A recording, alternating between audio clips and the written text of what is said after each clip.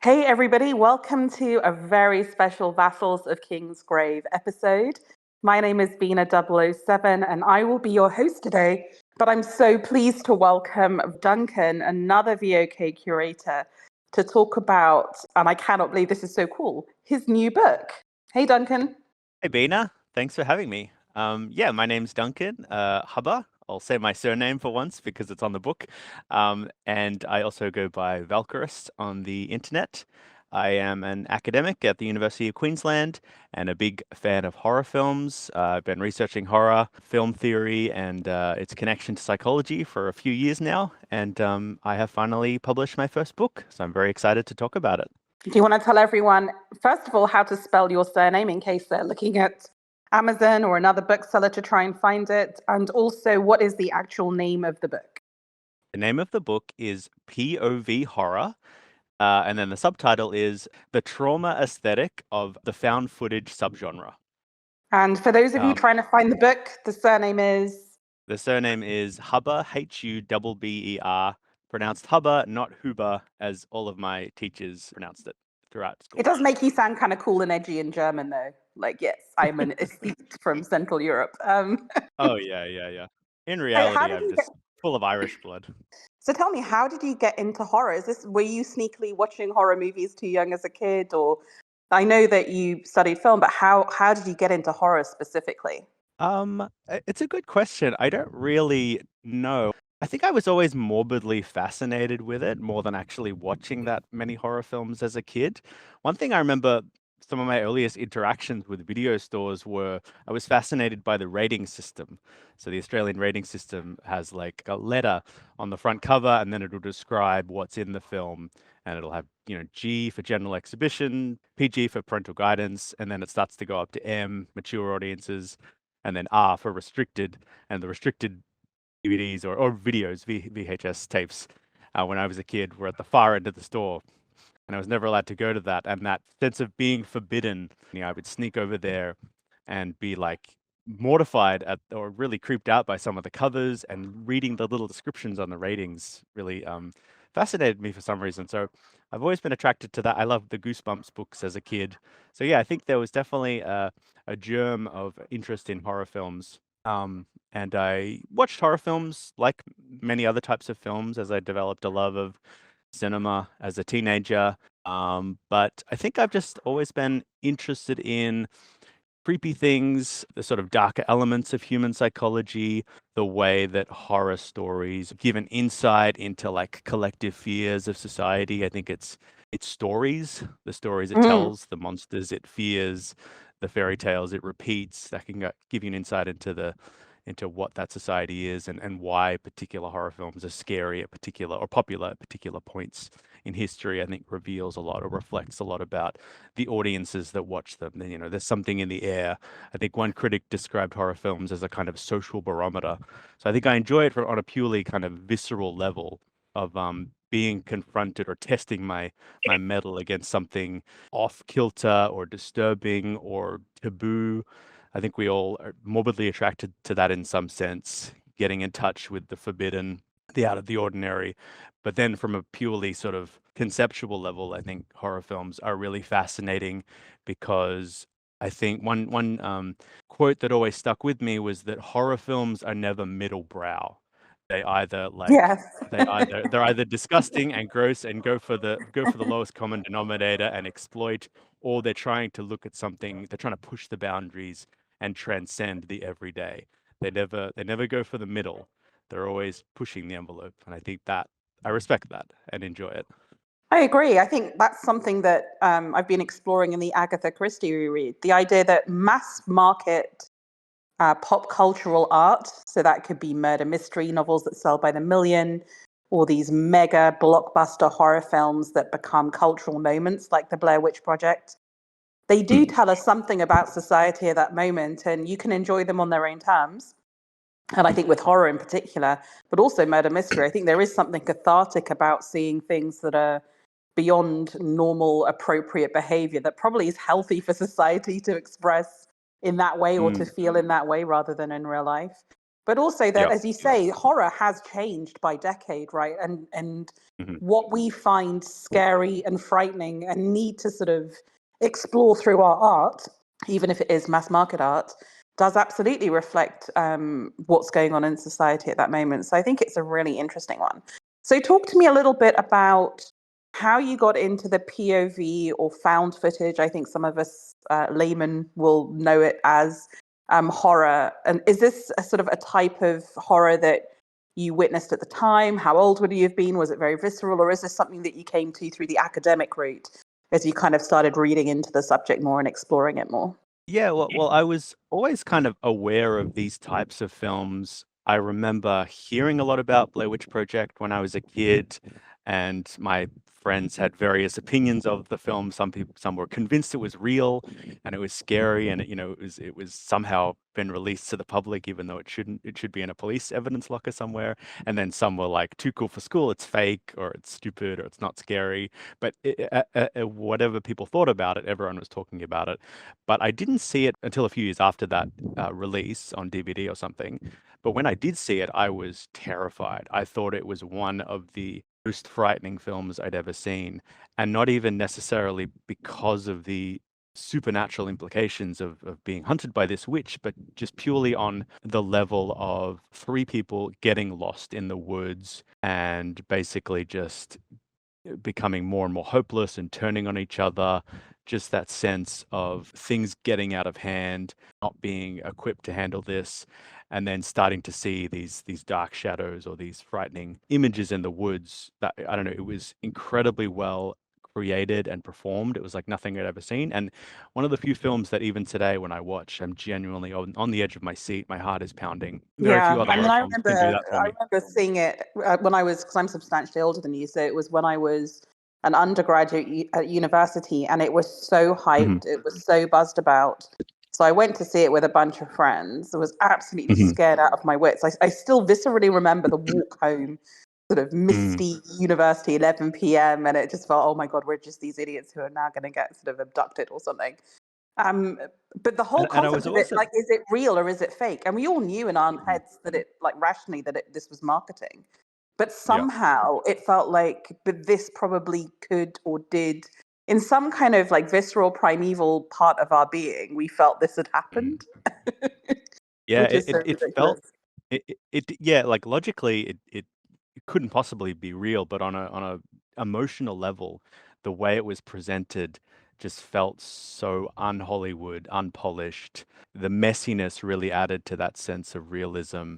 And also the Mm. performances, I think, are amazing. They do not in any way, shape, or form seem scripted, and they weren't. They were all improvised. The actors were just given a basic outline of the story. They really camped out in the woods. A lot of the things that happened to them, they didn't know were going to happen to them. They were gradually given less and less food rations, which added to their sense of irritation and I mean, desperation. we can get into whether that's ethical. Actually, it's a way I know, of I know, I know. making film. It's probably not, um, but it made a good But film. it Um, did. I think that's probably what people like, Francis Ford Coppola would say. I want to get into I Blair think I Witch think and the in folklore it elements when we get into that what kind of that whole topic. But before mm, we do, talk to me, I because think this film sorry, was made in yeah. 1999, which surprised me because I always think of this as a sort of post 9/11 type of filmmaking. But talk to me Hmm. about why was it that moment? Is it to do with, I was thinking in my head, is this because Sundance had taken off and suddenly indie movies had an outlet to get picked up? Or is it that the technology of the digital camera meant that somehow filmmaking was accessible to youngsters with no money? Is it the fact that suddenly, I mean, this is pre iPhone, right? So we're not yet capturing things, but this is the era of rolling news. So what was it about this moment and this period of maybe the 2000s where these films really took off? Because you tell me, were they around before that? It just feels like this was the moment when they really, for someone like me who's not a horror expert, this feels like the moment when they entered my consciousness, anyways. But it kind of feels like post 2010 they sort of dropped off. Is that right, or is that completely wrong? Yeah, no, that's right. And I think you definitely nail some of the reasons Blair Witch Project happened when it did.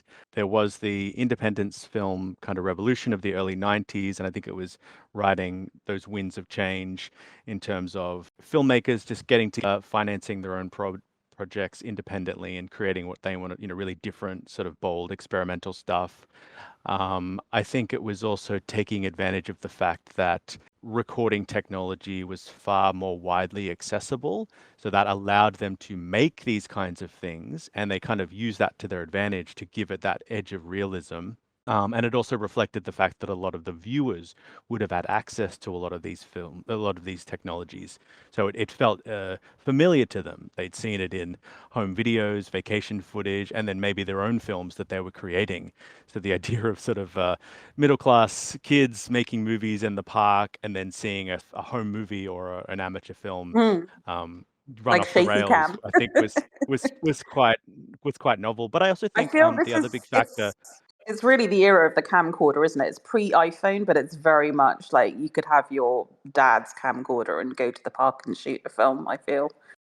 Absolutely, and it's fascinating to see there is a big shift between the camcorder and the iPhone in terms of the stories that were being told, because it feels like the camcorder was very externally facing.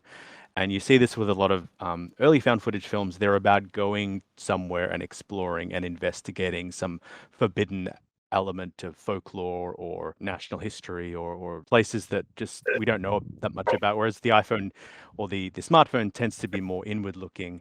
But I think the other big factor that helped Blair Witch Project become so popular was the presence and the proliferation of the internet. Blair Mm, Witch Project was the first film to really take use or take advantage of the internet in its marketing. So it would distribute posters, and in fact, missing posters of the actors I to know. sort of cultivate this narrative or this meta narrative that these actors had actually, or these filmmakers had actually become lost in the woods, and there'd be a website on the posters, and you could go to the website and view so-called police evidence from the woods that had been recovered. You could watch like a documentary or interviews with locals talking about the event. And you could even go to the IMDb page for these actors or these filmmakers, and they would be listed as missing. So it used the internet to create this kind of transmedia narrative where each piece of media contributed to this broader story. But they do And that with in the permission of IMDb. Yeah, well, the actors themselves edited it, so they're allowed to edit their own Ah. profiles. And in answer to your other question, was this the first found footage horror film? Um, Not really. There were Oh, okay. previous examples. I mean, this is definitely the biggest one, and this is probably the one that most people, including me, would say sort of established the subgenre. Created a kind of template that all the found footage horror films of the 2000s kind of followed on from or modeled themselves after. But there were previous examples of this type of film. And I spend a lot of time in the book trying to define what a found footage horror film is. And the simplest definition is it's a film that tries to scare the audience. Its primary motivation is to generate fear. And it uses what's called a diegetic camera. So, what this means is it's a camera that actually exists within the world of the film. So the performers are using this camera, and the footage that we are watching is actually created by the characters in the film. Um, so this is unique to found footage horror films, but it also appears in other subgenres such as mockumentaries. So mockumentaries also feature diegetic cameras that are actually exist within the world of the film. But obviously, mockumentary films tend to be more comedic in their motivations. But there were films before the Blair Witch Project, the most famous of which is an Italian exploitation film called Cannibal Holocaust, which was released in 1980. And this kind of came out of the era of Mondo films, which were these very sleazy travel documentaries that were But they're different to often, Jolly, right? often, Jolly is a different type of sleazy exploitation Italian film. yeah, The Jally is more like a sort of serial killer, murder mystery. But there they're, is a they're PhD to be written about why Italy has managed to produce so many of these amazing genre, but there you go. Absolutely, absolutely. But yeah, there's the Mondo films that would be showing kind of lurid, exploitative material from around the world, often lots of sex and violence, executions, dog fights, car crash footage, whatever you can think of. Oof. Okay. And Cannibal Holocaust kind of came out of that. And it was it tried to kind of have its cake and eat its too, because it was in one sense this quite acerbic condemnation of Mondo films and the people who watched them, but also indulged in the same exploitative images. So that film was about a group of filmmakers who go into the Amazon jungle and are never heard from again. And the TV executives or the TV studio who finance them sends an expedition to go and find them. So the first half of the film is non-diegetic, so it's using a camera that exists outside of the world of the film. There's non-diegetic music and whatnot. But halfway through the film, the dead bodies of the film crew are discovered, as is their film cameras. And then the crew takes it back, and the second half of the film is them investigating that footage of what they filmed and how they meet their grisly end. That was 1980, and that's kind of seen as the first example of a found footage horror film. There was another one in the 90s called Man Bites Dog, which was a Belgian film in which a film crew follow around a serial killer. And both of these films were very controversial, both for their violence, but also because of how much they skirt the line between fact and fiction and try and present a lot of their material as though it was factual. And in fact, the director of Cannibal Holocaust was brought up to trial on murder charges and had to prove to Italian courts that he didn't actually kill his crew. He had to Oh present my the God. actors to prove that they were still alive. That's insane. I So mean, what a waste of court time. That's well, expensive. It's the ultimate I know, marketing. but it shows how visceral people's reaction to this subgenre is when they are confronted with something that seems so real. They're frightened by it, and obviously, I mean, the makers of the Blair Witch Project claim they never saw Cannibal Holocaust, but there's obviously very clear parallels. It's about a film crew that gets lost in a wilderness, and we are kind of the audience. Mm. Recovering their footage and watching them, and both of the films generated quite a lot of controversy upon their release. So is Blair Witch, is it famous? I mean, it was massively hype, right? But I think the budget was something like $250,000 and it went on to make just shy of 300 million. So Mm. in my word, the sort of return on equity was pretty impressive. Is that when you start to see more people make these because they think, studios are willing to fund it, they think it's going to be commercially successful? Is that why you then get this sudden rush in the 2000s? Or to come to your original topic about trauma and what's going on in society, do you think even without that massive commercial success of Blair Witch, there was something kind of in the water that would have made this the appropriate genre for the times and the trauma that we were going through? 9/11, the wars in Iraq and Afghanistan, mass shooters in American schools, which sadly goes on. But, there was a lot going on in that period that made it feel very unsettled and uneasy. So, or maybe it's a combo of the two, I don't know. But I was amazed when I looked at the numbers on Blair Witch. I was like, no wonder people were willing to distribute these films, because that's an insane level of profit from, because obviously found footage, that's you're not building elaborate sets, you're not putting people in costume. In one sense, it's Yeah. a cheap genre to create, right? Absolutely. And you're right. Commercially, it was one of the most successful films ever. I think it still holds the record for biggest profit to production cost ratio, defeating the previous record holder, which was Mad Max from 1979 or something. Oh, I love that film. Yeah. So it was very cheap to make, but very effective at the box office. But funnily enough, you do not see a surge of found footage horror films in the early 2000s. It's really not until the second half of the 2000s with Paranormal Activity and Cloverfield were the big ones. But there was also a Spanish series called Rec, a zombie Spanish series. And then kind of late 2000s, early 2010s, that's when you have the big boom period of found footage horror films. But there was a Oh, period of dormancy. There was an odd period of dormancy just following the Blair Witch Project. And I'm not exactly sure why. I think there might have been a bit of a backlash to the Blair Witch Project where people saw it as a gimmick, like, you played your okay. trick, but we know it's fake now. You can't trick us again. There was certainly a I mean, it is backlash against the interesting, isn't it? actors. Because the directors of Blair Witch didn't really have a commensurate hit thereafter. And one No, of they them didn't is now know. very active in TV, but the other ones that have made a few films but have sort of fallen off the radar a little bit. So I guess for them specifically, it does feel a little bit like a one-hit wonder. But maybe did it need the iPhone? What did it need to come back, or did it just need that breathing space for people not to feel burned or had by it as a genre? I guess. I think I don't know. It's almost like people weren't ready for it or something, like that sense of everyone filming everything, that kind of Mm, highly mediated space that is now, everyday life for us, maybe just felt too out of the ordinary back then. I think there was definitely a backlash. There was certainly a backlash against the actors. The main actor, Heather Donahue, was never able to work again, really? sadly, because she Oh, put in an amazing performance.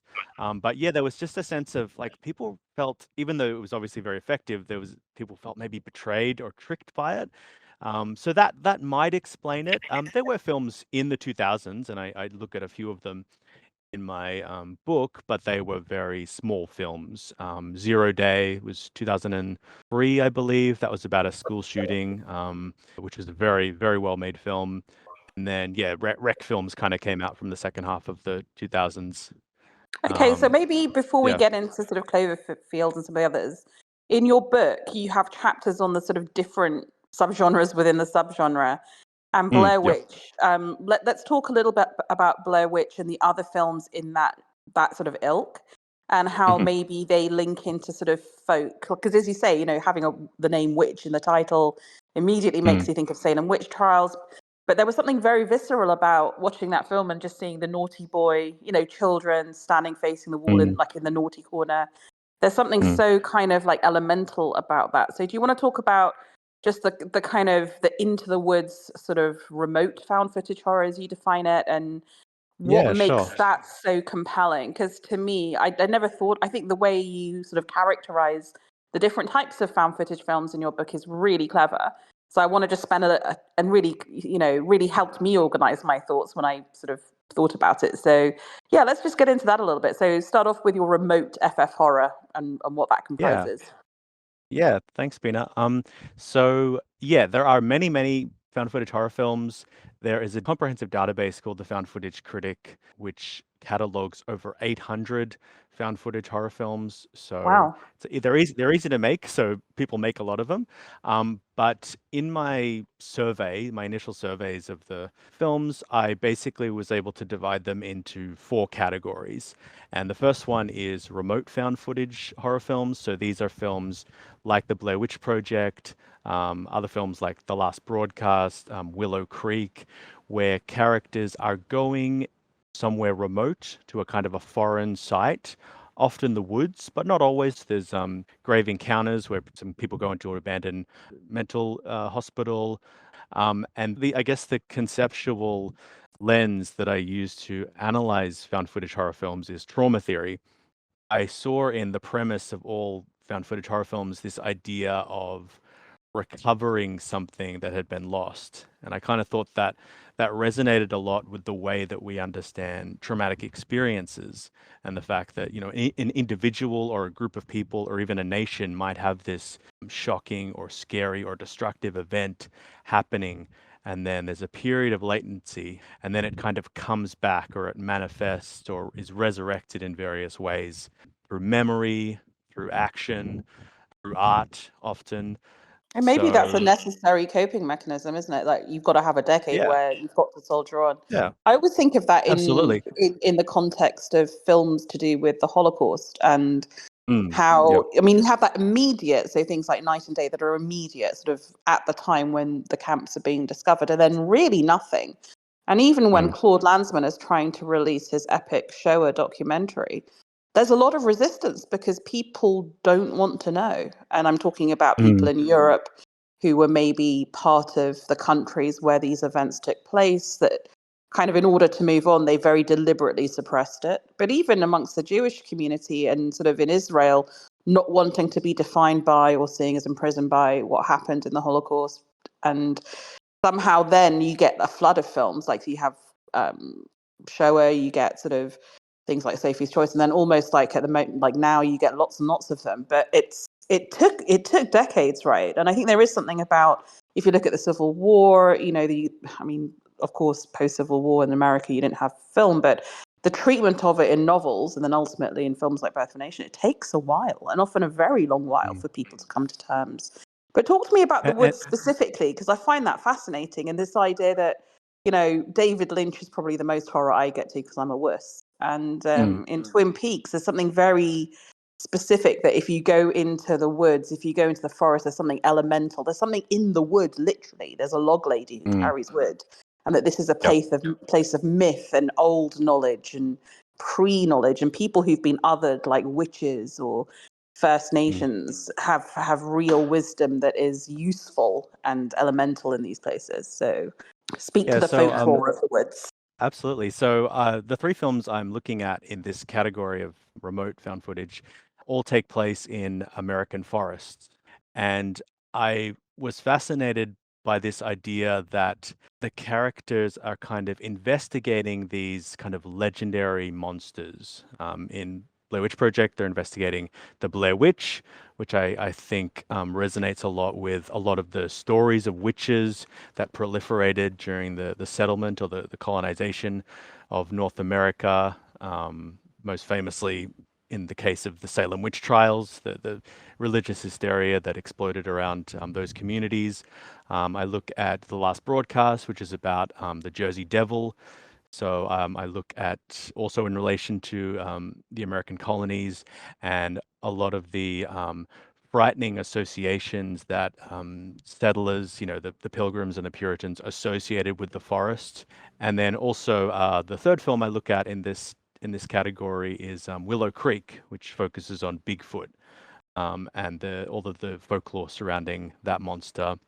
And I argue that these monsters are symbolic or represent some of the historical traumas that have occurred in North America, and that the events themselves are difficult to talk about or difficult to process. So they're kind of projected onto monsters. The monster becomes the embodiment of that kind of collective or community pain. And the films don't exactly give a clear explanation for what these monsters might represent and whether they exist at all. And I think that's an interesting thing about found footage, that often the monster is very opaque or very rarely documented by the camera. The Blair Witch never appears on camera. The Jersey Devil never appears on camera. The Bigfoot never appears on camera. It's often the characters intuiting various sort of natural phenomena and their own fears kind of projected onto the wilderness. And I thought that was an interesting kind of dislocation of time. Like it's almost like the characters have been, warped back in time to when the Pilgrims first entered America and were projecting their own kind of European fears onto the unchristian lands of North America. And the fact that there's lots of different accounts of early settler communities abandoning the forest because they feared what the monstrosities and the demonic forces that it might contain. Yeah, it's so funny to me that the settlers would be scared and then abandon their community, because for the First Nations people and the existing inhabitants of that land, they probably found the settlers completely traumatic, right? I mean, it's Yeah. sort of meta sort of like simultaneous trauma going on. Okay, shall we move on to the next category? So the next category you identified is urban found footage horror. So again, I feel like I've watched one in each category, and Cloverfield again was a massively hyped release. It came out in 2008 from memory, so it's 4 years after the iPhone. But I feel it is now a period when not most of us, a lot of us had smartphones. We were more used to recording footage, but I mean, not like today with Insta and Facebook and whatnot. But I remember watching this in LA. This was the first film I ever watched in the Grauman's Chinese Theatre. So I remember it very vividly, and I remember it being less scary in a way than Blair Witch, maybe because it was more epic in scale, but really felt like I was watching Battlestar Galactica at the time. It really felt like this was explicitly commenting on the political state we were in. But so talk to me about, what is it about urban found footage, and is that typical of urban found footage, or can they be not as political? I mean, what do they tend to deal with? Is it because presumably it's not the folkloric, what's in the woods, the visceral, primeval? What are they dealing in? So the main difference between remote and urban found footage is that a lot of the events that the characters are witnessing are sort of inadvertent. They're often the premise is very rarely, or as far as I can tell, never to, go and find a folkloric monster and make a film about it like it is with the Blair Witch Project. These films usually are just characters going about their everyday life. Cloverfield starts at the house party of a friend who's going away to live in Japan, and one of the characters has been tasked with recording farewell messages from all the partygoers, and then all of a sudden the lights go out and there's an earthquake. Then he looks off into the distance and sees some monstrosity stalking through the skyscrapers of New York City. So many critics pointed this out at the time of its release, including Roger Ebert. But a lot of the imagery and a lot of the ideas or the narrative of the film bears a strong resemblance to the coverage of the September 11 terrorist attacks. During the initial attack of the monster, the characters are shouting, "Is it the terrorists again? Is it the terrorists again?" One of the most iconic shots of the film is the severed head of the Statue of Liberty, falling into the middle of the street. You can connect that to horrific image of these two twin towers being decapitated. And anyway, there's a lot of images like that. And I think this film, I mean, a lot of people say, all films after 9/11 are about 9/11, which I don't necessarily agree with, but I think Cloverfield and a lot of the urban found footage films that I'm looking at are very much politicized in that way. I think that from 9/11 onwards, increasingly, horrific events started to be recorded by people who were on the scene.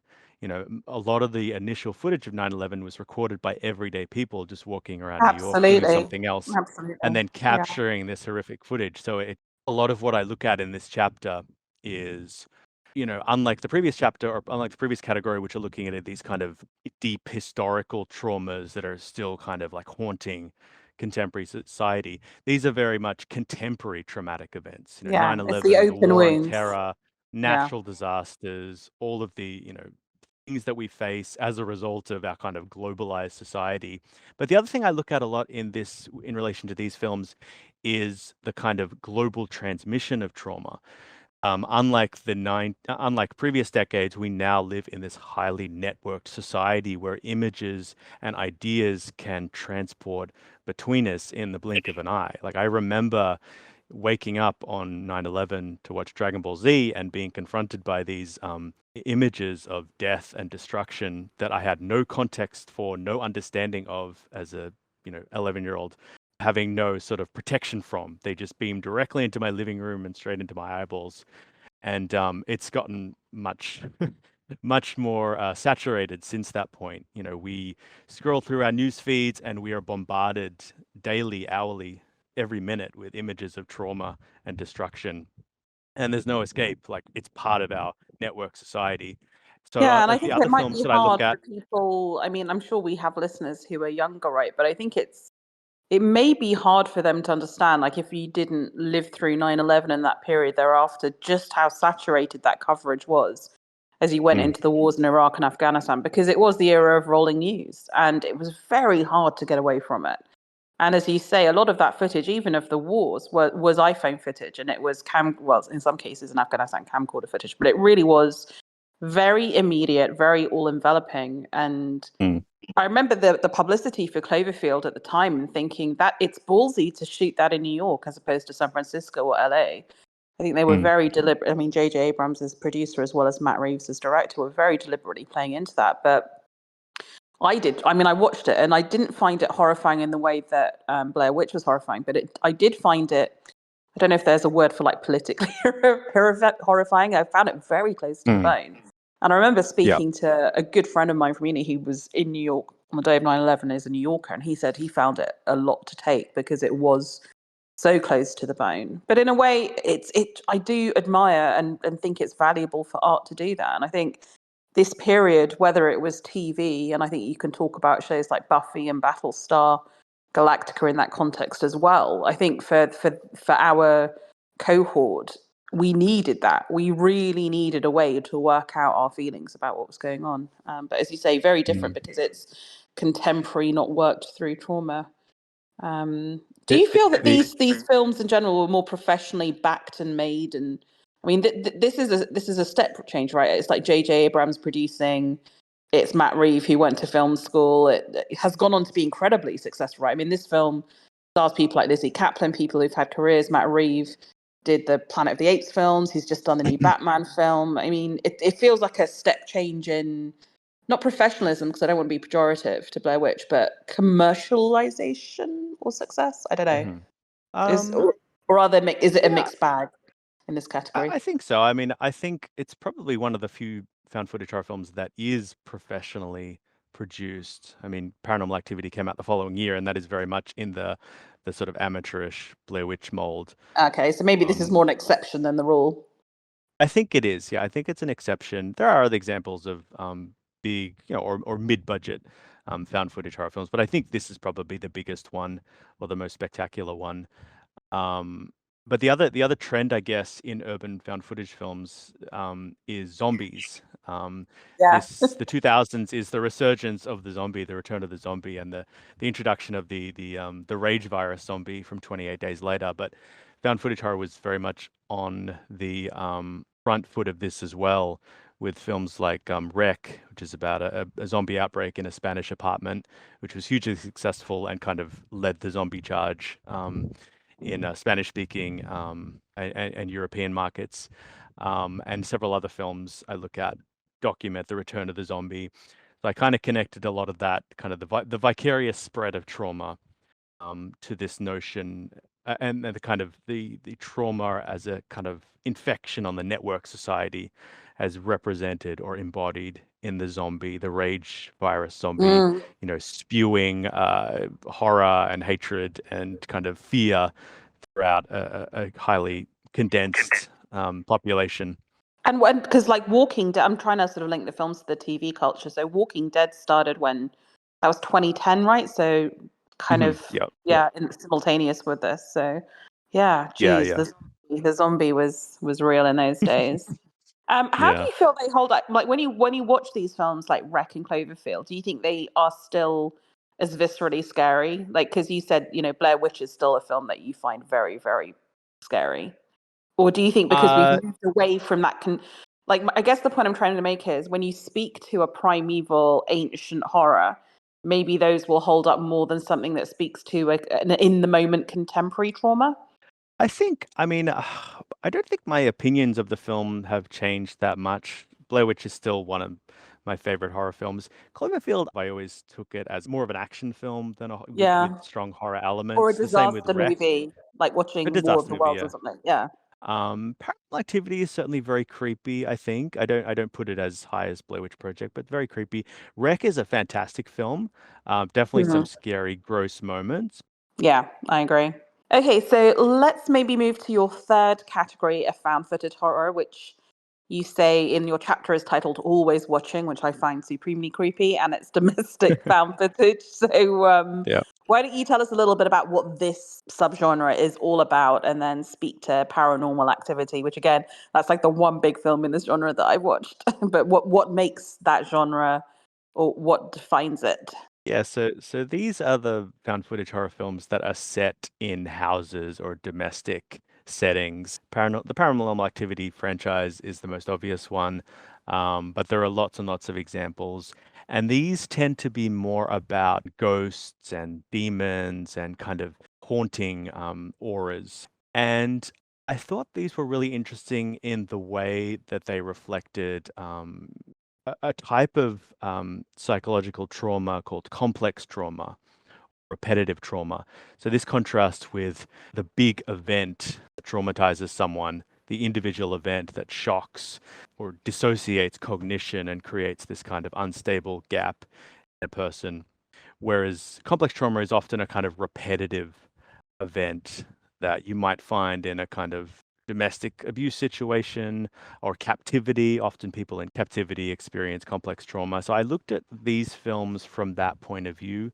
The other film I look at here is Lake Mungo, which is an Australian film about a family that loses their daughter, and they keep having these strange visions, and the son sets up cameras around the house and starts to see what could be maybe possibly the daughter returning to give them some message. And they also find a recording on her mobile phone that indicates some creepy confrontation in her past. Again, sort of a mystery set in the home that alludes to some kind of repeated abuse or traumatic event that the ghost or the demon experienced and is trying to impart on the viewers. So I kind of connect this to there's a lot of kind of gender politics in these films. The idea that in Paranormal Activity, the boyfriend who is setting up the cameras is kind of watching his girlfriend and in this kind of competition with the demon for possession over her. Um, Yeah, I mean and that's what and creeped me out the most when I first watched it. It was just mm, like layers of voyeurism. So there's the demon, yeah. whatever the supernatural, and I hate I was babysat by three elder male cousins when I was like seven, Mm, 8, 9. So I watched way too much horror at the age when I shouldn't have done. And The Exorcist has yeah. stayed with me, which is probably why I don't watch horror now, really.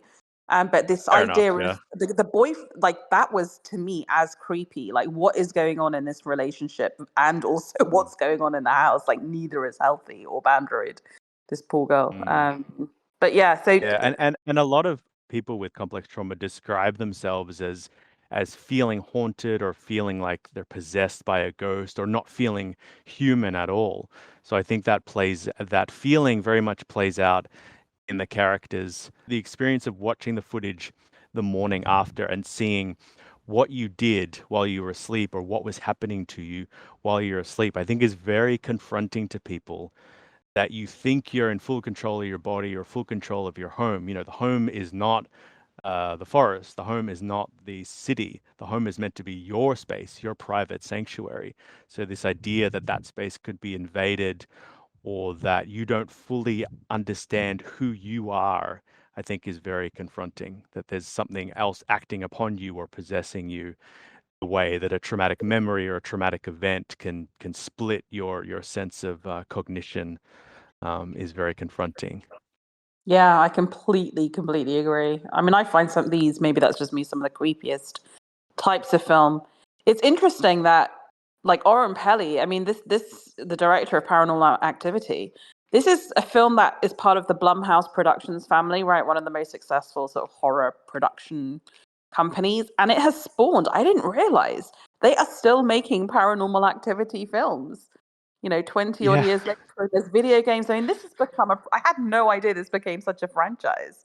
But so maybe they it's are. not as commercially successful as Blair Witch, but for longevity, No, it probably is by now, right? that's true. That the cash cow isn't as fat as it used to be, but they are still going. So I think the last one was released on streaming. Yeah, but I mean, they must be like cheap as chips to produce, right? I mean, Oh yeah, 2021 yeah. Paranormal Activity, next of kin. That's just, I mean, I find it fascinating, but that's another topic entirely. As a side note, I didn't have enough room to include this in the book. I'm hoping to write an article about it eventually. But the other kind of development in this space of domestic found footage horror films are what's been kind of dubbed interface films. The most famous example is Unfriended, but these are films that actually take place ostensibly in characters' bedrooms as they interact with each other via, Facebook or Skype or some kind of video conferencing software. But ultimately, the horror film takes place within a computer screen, so it's almost like this kind of new digitized space that new sort of some found footage horror films are taking place within. Wow, yeah, that sounds really creepy. Totally. I look Yeah. forward to that article. Yeah. What else should we say about the domestic horror? Ah, just go read it. You'll Just go find it read all it. there. Okay. Well, let's get into the fourth, and you say the most confronting category of the subgenre, which is perpetrator horror, where you're basically put inside of the people doing the evil as opposed to the victims. And I think Mm, this is true of not just horror films like that, but anything which tries to, put you inside the mind of the perpetrator is always confronting, because there's something, even if you try and resist it, that's humanizing about being in that person's experience. And I think that mm, I'm going to be fascinated to see what you think of a new film that's coming out called The Zone of Interest, which is hmm set in Auschwitz. And it basically the protagonists are the Hess family. the people running the camp, you never actually see the inmates of the concentration camp. And there is something bizarre about how they're evil, but when you follow them around their domestic routine, you can't help but empathize because they're your way into the story. So human nature being what it is, you find yourself empathizing. It is incredibly confronting. So talk to me about how you define this genre. Why is it the most confronting? Let's interrogate that for a little bit. And how has it been treated by society when released? Is it therefore the most controversial and the hardest to get released? It is, yeah. So this is the category that includes Cannibal Holocaust, Man Bites Dog, Zero Day, which takes place from the point of view of two teenage high schoolers who are plotting a school shooting. And these are, I call them the most confronting because unlike the other categories of found footage horror, which are more implicational, if that's a word, more implying in their violence, you don't really see much of the monster or much violence or viscera in a lot of found footage horror films, but perpetrator found footage horror films are the exception. These films kind of relish in violence and sadism, so they are very hard to watch.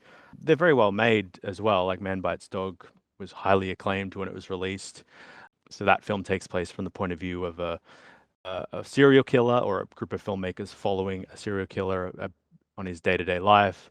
Cannibal Holocaust depicts a group of filmmakers going into the Amazon jungle and exploiting and debasing the indigenous people who live there. And then eventually the indigenous people get their revenge. So it's very violent. And I look at this type of film through the lens of a pretty controversial field of theory, which is called perpetrator trauma theory. And most research into psychological trauma has obviously focused on the victim, which makes sense. Like, why would you seek to assist the person who's willingly doing the crime? But a lot of psychologists say that we shouldn't look at trauma as a moral category. We should look at it as a psychological category. And there is ample evidence to suggest that many people who commit horrific acts also experience trauma, and that it is worth addressing these things. One, because it's a way to stop their distress and potentially stop future violence from occurring. But also, there is a relationship between the actions of an individual and the society they belong to. And therefore, a society has to take responsibility for all of its citizens, especially if they are doing things on their behalf in, for example, a war. If a soldier commits a crime in war, are they responsible? Are the commanding officer responsible? Is the nation Yeah. they are acting on behalf of responsible? Like, we can't shirk responsibility. And this was something that Hannah Arendt and various other philosophers have argued, that the way that war criminals are tried is often as though they are inhuman.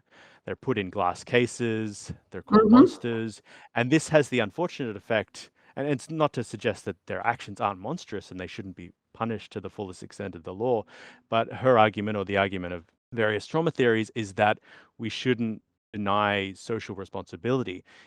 Fact is, they are human, that to commit Yeah, and you can violence see is why we something do that it, humans right? are capable of. And It's and the they don't it's commit the easy violence in a answer. vacuum. They commit it along a logic of, and I explore various kind of collective trauma generating ideologies or events such as colonialism, hypermasculinity, media exploitation. These things have a bearing on individual behavior. School shooting is huge in America, and there's reasons for that. One may Mm. be accessibility to guns, but other things might be the glorification of gun violence, the glorification of violence in the media. There's lots of possible bearings that has, and we need to understand that society has a responsibility, but also there is a relationship between media and society, and that can be positive, but that can also be negative.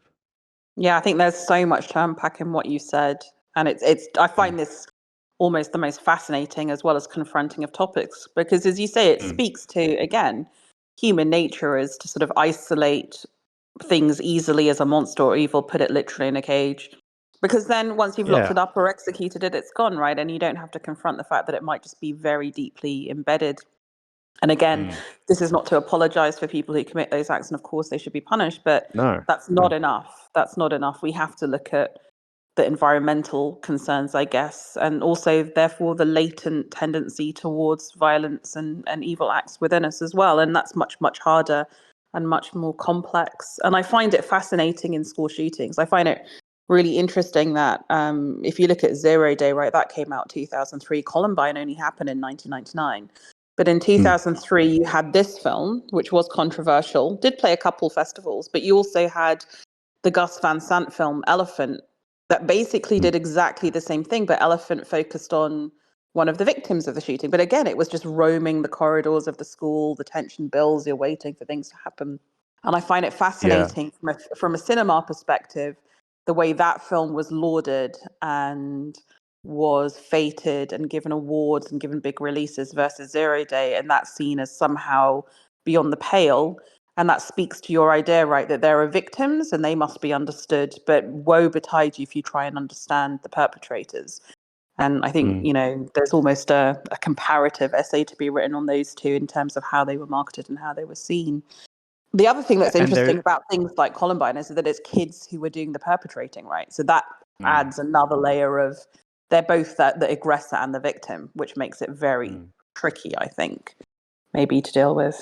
Yeah, I mean the original conception of trauma was it would very clearly demarcate victim and perpetrator, but more recent analysis has kind of muddied those waters that perpetrator can also be victimized and society itself plays a role in that perpetration, which is confronting. Like that is controversial territory to start skirting around on. But at the end of the day, if you want to fix the problem, you kind of have to get your hands dirty. And there is a strong and very understandable impulse from an individual level and a societal level to repress trauma. Like we want to move past this. We don't want to talk about it. We want to get on with our lives. This person was an aberration. This person was a monster, but society is good as a whole and we need to move on, but it keeps happening again and again. Either the individual keeps being haunted by some kind of disconnection or hypervigilance or numbing within themselves, and then society as well continually witnesses these atrocities like a nightmare that keeps repeating. So at the end of the day, we have to stop and think, what do we need to do? Like, what do we need to stop and look at and talk about? And I guess horror plays a kind of small role in that. Obviously, psychologists and lawyers and politicians might be the best place people to manage this discourse, but I think art also plays a role, and horror in particular plays a role by talking about or exploring things that we're not meant to talk about or explore. And I think that's most evident in post 9/11 cinema, where any film that dealt with 9/11 or the war on terror was rejected by audiences. It was only when you have something like Cloverfield, where the idea or the fears of 9/11, the anxieties around American imperialism are projected or embodied in a fictional, fantastical monster, that you can kind of accept it or think about it or embrace it in some sense. It's like you can't stare directly at the sun. It's just set Um, exactly. It's just safer. It's safer to deal with it in The Walking Dead or Battlestar Galactica, or mm, even to a certain extent, this is the heyday of A Song of Ice and Fire, right? I mean, I think it's easier to confront horror when it's real horror, when it's filtered through genre, or when it's filtered through mass market entertainment. yeah. One of the main theorists I deal with is Kathy Caruth, and she often compares trauma to a wound. She calls it the wound that cries out, and she takes it from the original Greek translation of trauma. And I think it's a really apt analogy for a lot of reasons. But the main one is like you don't address a wound, it starts to fester and it starts to spread. And something like horror stories are a way to like reopen a wound, I guess, and address it. And horror, I think, is one of the best ways of expressing trauma because it uses such disturbing language. A lot of trauma victims have a lot of trouble talking about what they experience because they don't have the experience. It's missing from their memory, but they can sort of almost abstractly talk about it through stories and through images, and that's kind of the role that horror can play. And then specifically within horror, talk to me about what the found footage element does to the ability to confront and move through trauma. What is it about this type of filmmaking that either helps with that, or why it's connected so powerfully with audiences in the period that it did? So I think found footage is interesting historically because it's really the first subgenre of horror to emerge after the widespread kind of acceptance of trauma theory. Post-traumatic stress was not added till to the DSM, the Diagnostic Statistical Manual of Mental Disorders. So it was added in 1980, but then it wasn't until like the 90s that it was this theory of post-traumatic stress was started widely proliferated throughout popular culture and scholarship. So this is the first sort of series of horror films that are aware of that or exist in a world where that theory is widely accepted.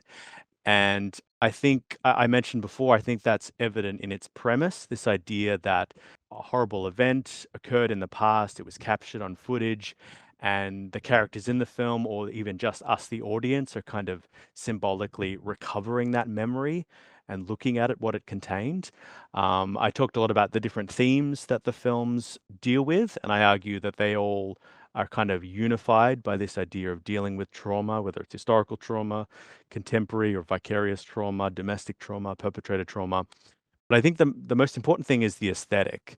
The way these films are depicted to the audience is very unique. I argue that the symptoms of trauma are kind of translated into a cinematic language through found footage horror when, first of all, the monster is unable to be represented on films. You can't see the witch. The Cloverfield monster is often like obscured by buildings. You can only see sort of parts of it, a claw, a tooth, a tail out of the water. It's a kind of an experience that hasn't been encoded into the mind or hasn't been encoded into the collective or society and exists only in sort of impressions. The Paranormal Activity demon is never captured on film. It's this invisible entity. We only understand it through its effect on the environment and the characters. So Mm-hmm. this idea of absence, I think, is strongly communicated through the found footage horror monster. Um, it strongly identifies with the point of view of the characters. Often the character is holding the camera, so we are looking almost exactly through their eyes, and the world through their eyes is a very frightening place. Often the presence of the monster is communicated through a kind of sort of aesthetic instability, like the camera is shaking, it becomes indiscernible what we're watching. And I think this suggests a kind of hypervigilance that the mind is, again, almost unable to experience or unable to comprehend what is happening. Dissociation, I think in films like Paranormal Activity, you have that out of body experience where you're watching yourself while Yes. you're sleeping, or you're watching yourself walk around like in a fugue state. And also technological sort of degradation. These films are plagued by pixelation, garbled sound, broken images, all these kinds of degradations, as though the mind itself is degrading in the face of a horrific event that it can't encode. So I think there's lots of different aesthetic ways that it explores trauma as a kind of lived experience and a kind of Absolutely. memory doesn't quite make sense. And then do you have, as we kind of draw to a close, do you have a theory as to why, I mean, there was this period, right? The 2000s really felt to me like, 2000s, early 2010s, the found Mm. footage moment. Why did it fade, or has it faded? And maybe people like me aren't aware that there's, as you say, there's like 800 movies in the database. But why do you think that moment has moved on? Is it because we moved through the Iraq-Afghanistan war? 9/11 recedes into the background. That there was just this Mm. moment societally, and we've moved I beyond think that now. I think as a phenomenon, the moment's definitely passed. I think a lot of people got turned off by the gimmick. I think there was a lot of bad films that flooded the market, and that turned people off. Yeah, the low Um, barrier to entry of a cheaper format probably wasn't good for quality ex- control. it's a double-edged sword, the democratization of filmmaking. You can allow, amazing artists to hone their craft and get an audience, but it also allows people who don't really care or aren't very good to flood the market as well. There was even an example of a Friday the 13th. They made an announcement in early 2010s they were going to do a found footage version of Jason Oh, Voorhees, and there was a huge backlash to the point where they had to cancel it. So I think, yeah, there was definitely a backlash. I think all genres go through this ascendance and peak and then decline.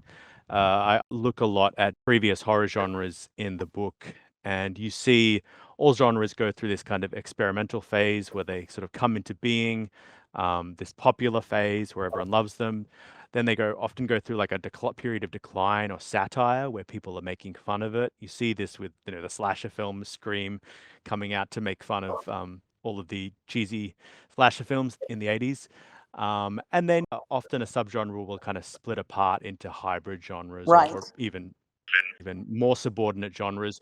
So I think you see that a little bit with found footage. Its high point is definitely past, but you see things like Unfriended, the interface horror film splitting off. There's found footage TV shows. There was an incredible web series called Marble Hornets, which really kind of helped invent the Slender Man mythos that Ah, was yes. big in the 2010s. That was huge, and I'm writing a paper, or I submitted a paper about that recently, and that uses the found footage aesthetic, but also combines it with kind of creepypasta internet folklore and fear surrounding the internet and its effect on people. So I don't think it's dead. I just think the phenomenon has gone, and like any genre, slasher, zombie, whatever it is, people are just going to make a found footage film if it's right for their story. Yeah. And you saw as recently as The Host came out to popular acclaim, and that's an interface horror film. It's set on a Zoom call during the pandemic, in which one of the users is a ghost or something like that. But I saw that, and that was really good. So I think we will continue to see really good found footage horror films, but I think but the phenomenon has definitely passed. Yeah, we're beyond the hype. So maybe that's a nice segue. You said that you were Yeah. doing something on, the kind of the myth of the Slender Man. What are you researching next? I mean, it's phenomenal that this book is out. Remind people the name of the book again, Duncan, just because we've been talking for a while. So what's the name? Yeah, sure. So it's called POV Horror, the trauma aesthetic of the found footage subgenre, and it's published by McFarlane. Should be available at all booksellers soon. Or better yet, just order a copy for your local library. I'm not trying to make lots of money. I just want people to read it. So Super. please order a copy for your local library so lots of people can read it, and let me know what you think. I will definitely And we'll put some links in the show notes as well to McFarlane if anyone does want to actually get a physical copy, an ebook as well. But what are you Mhm. writing next, Duncan? Where is your research taking you? So I mentioned I'm writing, or I've drafted an article about marble hornets, and this was something I again wanted to include in the book, but didn't have enough room. But basically, I'm looking at this web series that was broadcast on YouTube from 2009 to 2014. The web series originated on the same message board post where the Slender Man was created, so it played a big role in sort of shaping the mythology of that online generated boogeyman. And it's a really, really good web series, really creepy and cryptic. I use a similar lens that I did to this book, where I'm examining it through trauma theory and looking at the Slender Man as a kind of manifestation of a traumatic event. But I also explore that analysis to the experience of digital natives living in the kind of information era, and how increasingly detached we are from society, and the a lot of the scary things that we encounter online, whether it's conspiracy theories or a lot of the really creepy, scary subgroups that are cultivated in the lonely corridors of the internet, and how they can explode into the real world in really scary, violent ways, as we've seen in recent years. Yeah, I feel like so far the way in which I've seen that sort of thing being explored has been more on TV, like series like Black Mirror. I think have been quite interesting. talking about, some of the Yep. psychological dangers and horrors of engaging in modern social media culture. But I think you're right. Mhm. That is the trauma of our time, I think, actually, just navigating this world. And I think as generative AI takes Mm. off and this idea of the unsteadiness of persona will be ripe for exploring in horror as well. And my other love is, as you may know, A Song of Ice and Fire, and I'll hopefully be publishing a collection of essays about A Song of Ice and Fire entitled Night Oh, Songs next wonderful. year in the lead up to season 2 of House of the Dragon, and I have to thank all of my vassals for helping me proofread that. It's on track for release next year, Well, so look hopefully forward it to that. will usher in. I always think whenever an event like that happens in the SOIAF world, that maybe it will herald a new book. Mm. Oh yeah, yeah, But it probably won't. definitely. That's my generational trauma, Yeah, not yeah, not finishing that series, I think. definitely, definitely. Someone should do a horror movie where a bunch of sort of angry like Vokers just sort of go mental because there's no new book. Maybe that's just a document of the Yeah. forums. I don't know. Well, this has been I think just a documentary would suffice. exactly. Just go take a camcorder to the next sort of Ice and Fire con. Yeah.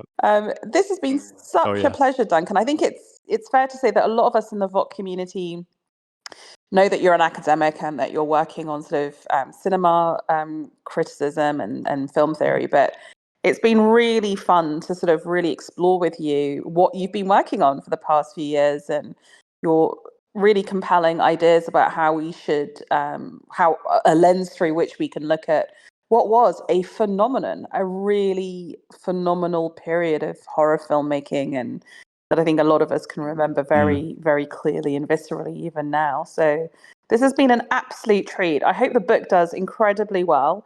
And for those of you listening, we will link to the sort of ways in which you can buy it, or as we say, get your library. I love libraries, so it's always something that people overlook. But you can order in books to your library, and then lots of people can read them. Mhm. And Yeah. let's continue the discussion, and hopefully we'll get you back on when your Song of Ice and Fire book comes out, because I think that will be absolutely in the sort of interest of everyone Ooh, listening. And that will probably be an I episode can't per wait. essay, right? Because we'll want to go deep as a community into what you have to say. But it's lovely to know there's still people thinking Yeah, yeah. deeply about these books and who can come up with interesting things to say. Um, No, thanks, Fina, for inviting me on. I really appreciate it, and I hope people like the book. oh, fantastic. Have a great day, Duncan. You too. See you later.